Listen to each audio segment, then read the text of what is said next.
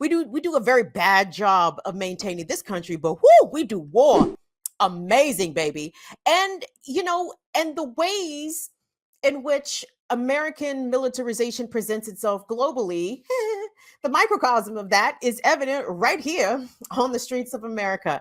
This story from I'm sorry, yes, story from CNN. House Dems struggle to overcome party divisions over police funding. Over police. Well, and in this case, it has to do with funding. And I want to read you guys a quote from a Democrat in the House who was really upset about all the defund the police talk coming from potential members of their party. Although I would like for them to name names, but here we go. Quote, frankly, anti-law enforcement rhetoric is not helpful, says Representative Angie Craig of Minnesota. Minnesota? What part of Minnesota is she from? Can't be from Minneapolis. You can't be from the Twin Cities talking that yang. Angie Craig of Minnesota, who is a frontline Democrat in a tough re-election race, told CNN, quote, I've been openly critical of any member of Congress, including those in my own party, who would stop a bill to fund police departments at a moment in time where we need to really be focused on public safety in all of our communities. Representative Craig, can you please point me to the statistics where police keep us safe? I'll wait.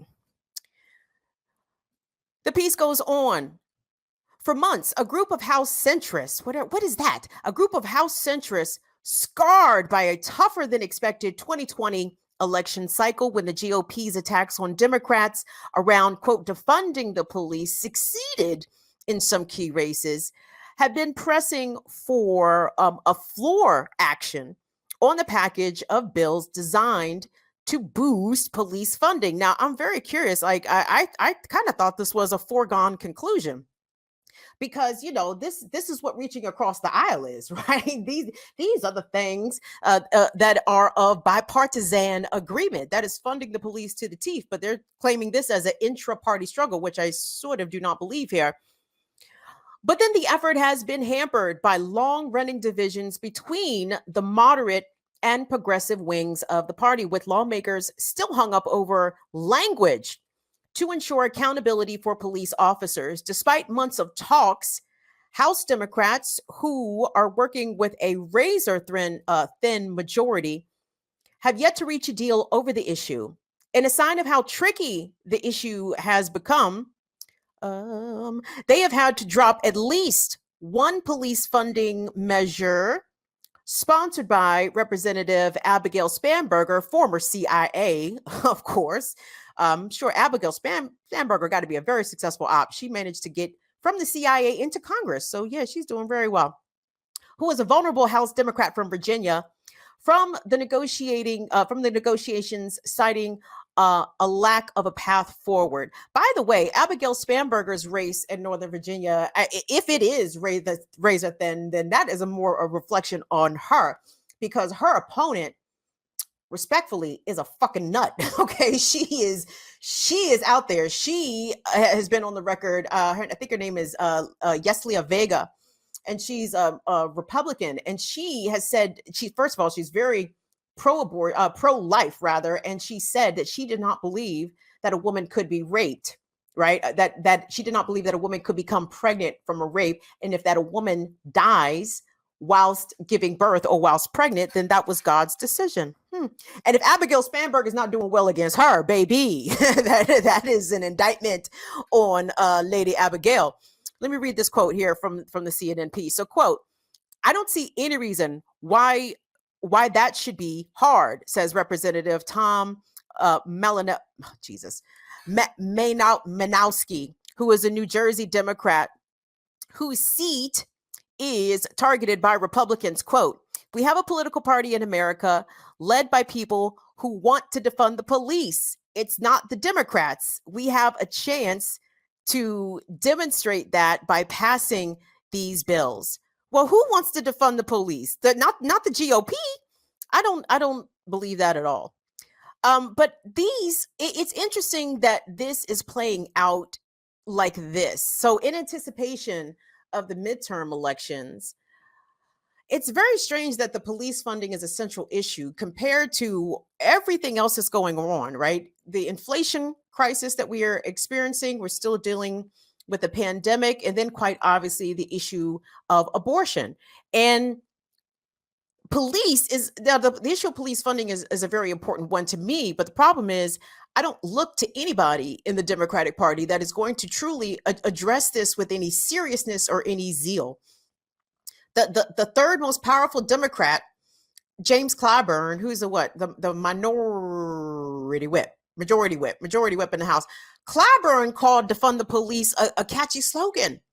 Like Jim Clyburn, a black man from South Carolina, sees nothing wrong with making sure the police are funded. And that is a big fucking problem for me, because it tells me that either you ignorantly do not understand the issue of disproportionately funding police to the detriment of literally everything else in society, like public health care, like public education, like the arts, like parks and recs. These are things that you may not think are important, but take away the parks where you are. Or if you live in a place that does not have parks, you see how drastically different the quality of life can be for folks who lack green spaces. But again, this is the woo-woo stuff that they claim the progressives, worry too much about. That's not important bullshit.